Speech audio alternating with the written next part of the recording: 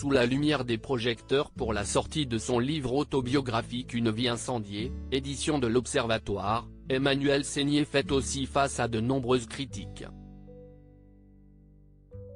En cause, sa défense passionnée devant les caméras de TF1 et 7 à 8 pour son mari, le réalisateur franco-polonais Roman Polanski.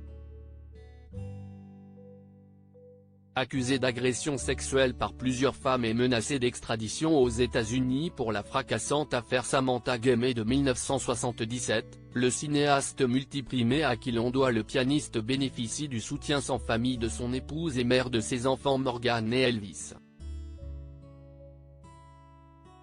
Si ces arguments sont loin de faire l'unanimité, la comédienne de 56 ans maintient ses convictions dans le journal du dimanche, en apportant la nuance qu'elle souhaite, consciente de bousculer certaines personnes.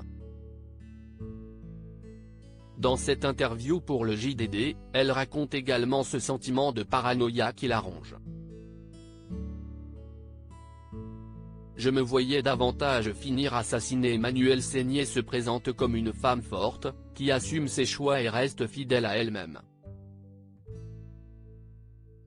Quand sa famille est bousculée par l'arrestation de Roman Polanski en 2009 à Zurich, alors qu'il devait obtenir un prix dans un festival de cinéma, la sœur de Mathilde Seigner explique ce qui l'a le plus inquiété: « Je me sens rarement coupable mais j'ai ressenti de la culpabilité vis-à-vis de nos enfants.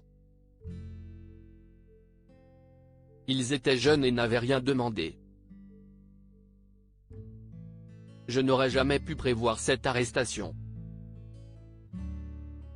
Elle confie alors avoir toutefois été tourmentée par un autre sentiment, la paranoïa: « Je me voyais davantage finir assassinée. J'ai eu des périodes de paranoïa intense. Je me suis un temps promenée avec un couteau dans mon sac. Tout m'angoissait. Dès que quelqu'un me regardait, je me disais, il veut m'assassiner. » Un lien peut-être avec le terrible drame qu'a subi son mari en 1969, l'effroyable meurtre de Sharon Tate, à l'époque mariée à Roman Polanski et enceinte. Elle a été tuée par des disciples du gourou Charles Manson. Un horrible fait divers qui hante l'artiste depuis toujours. Jack Nicholson pense qu'il faut remonter à l'affaire Sharon Tate pour saisir l'enchaînement des événements. Un meurtre horrible commis en Amérique et par des Américains. Les médias ont tout de suite accusé Roman Polanski, un Polonais qui faisait des films bizarres. De manière inconsciente, peut-être les médias avaient-ils l'impression de prendre leur revanche avec l'affaire Samantha Gamet. Quand j'ai rencontré Roman, certains me mettaient en garde: « Attention, il a tué sa femme. » La rumeur, le mensonge, la malveillance sont terribles, raconte Emmanuelle Seigner dans le JDD.